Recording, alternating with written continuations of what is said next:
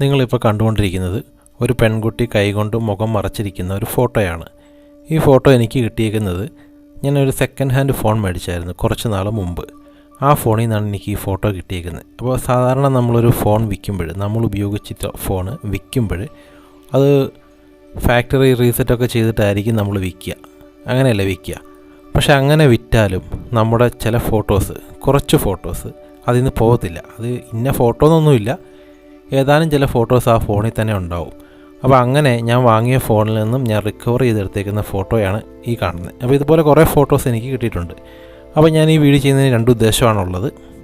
ഒന്നാമത്തെ ഉദ്ദേശം, നമ്മുടെ കയ്യിൽ നിന്ന് നമ്മുടെ ഫോണിൽ നിന്ന് ഡിലീറ്റായി പോയ ഏതൊരു ഫോട്ടോയും എങ്ങനെ നമുക്ക് റിക്കവർ ചെയ്തെടുക്കാം, അതിനെ പറ്റിയ ഒരു ബെസ്റ്റ് ആപ്ലിക്കേഷൻ ഞാൻ നിങ്ങളെ പരിചയപ്പെടുത്തി തരാം.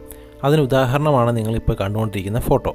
കാരണം ആ ആപ്ലിക്കേഷൻ ആദ്യമായിട്ടാണ് ആ ഫോണിൽ ഇൻസ്റ്റാൾ ചെയ്തത്. എന്നിട്ടത് റിക്കവർ ചെയ്തെടുത്തേക്കുന്നതാണ് ഇതുപോലത്തെ കുറച്ച് ഫോട്ടോസുകൾ.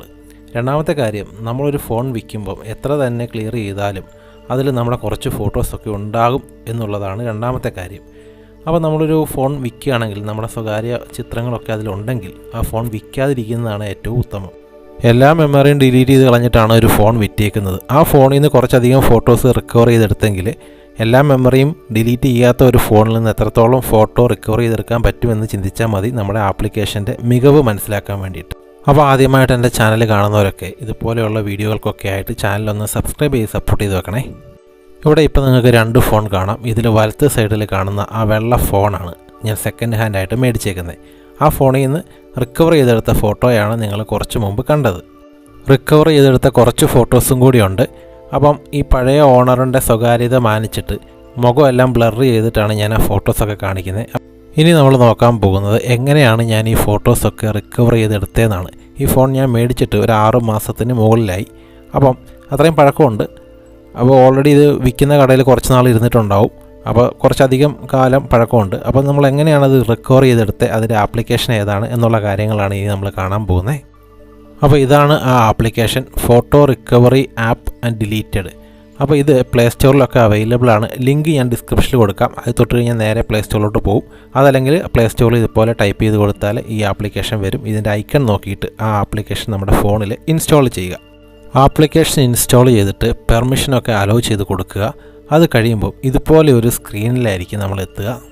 ഇവിടെ മുകളിൽ സ്കാൻ എന്നൊരു ഓപ്ഷൻ കാണാൻ സാധിക്കും. ഒരു റൗണ്ടിൽ അതിങ്ങനെ വൈബ്രേറ്റ് ചെയ്യുന്ന പോലെ നിങ്ങൾക്ക് കാണാൻ സാധിക്കും. അതിലൊന്ന് പ്രസ് ചെയ്യുക. അപ്പം ഇതുപോലെ ഒരു സ്ക്രീനിലോട്ടായിരിക്കും നമ്മൾ എത്തുക. ഇവിടെ നിന്നാണ് നമുക്ക് ഡിലീറ്റ് ആയി പോയിട്ടുള്ള ഫോട്ടോസ് ആണെങ്കിലും വീഡിയോസ് ആണെങ്കിലും ഒക്കെ റിക്കവർ ചെയ്തെടുക്കാൻ പറ്റുക.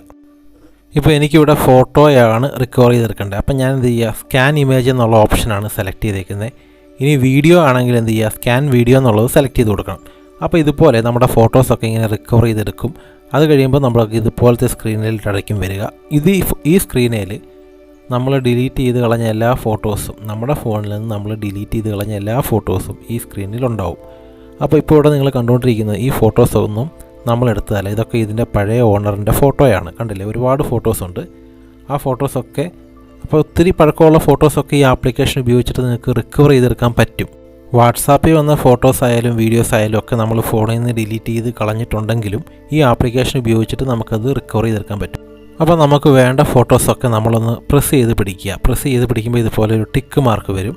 ഈ ടിക്ക് മാർക്ക് വന്നു കഴിയുമ്പോൾ ഏറ്റവും താഴെ ഇടത്ത് സൈഡിലൊരു പച്ച ബട്ടൺ നിങ്ങൾക്ക് കാണാൻ സാധിക്കും. റീസ്റ്റോർ എന്നൊരു ബട്ടണാണ്. ആ ബട്ടൺ ഒന്ന് അമർത്തി കൊടുത്തു കഴിഞ്ഞാൽ ഇതൊക്കെ നമ്മുടെ ഫോണിൻ്റെ ഗാലറിയിലോട്ട് സേവ് ആവും. ഈ ആപ്ലിക്കേഷനിൽ ഒരുപാട് പരസ്യങ്ങളുണ്ട്. ഞാനിപ്പോൾ ഫോണിൻ്റെ ഗാലറിയിലേക്ക് വന്നിരിക്കുകയാണ്. ഫോട്ടോസൊക്കെ ഇവിടെ എത്തിയിട്ടുണ്ട്. വേറെയും ഫോണിൽ ഞാൻ ഈ ആപ്ലിക്കേഷൻ പരീക്ഷിച്ചിട്ടുണ്ട്. അത്യാവശ്യം നല്ല പഴക്കമുള്ള ഡിലീറ്റായി പോയ ഫോട്ടോസ് വരെ എനിക്ക് തിരിച്ചു കിട്ടിയിട്ടുണ്ട്. അതുപോലെ വീഡിയോയും കിട്ടിയിട്ടുണ്ട്.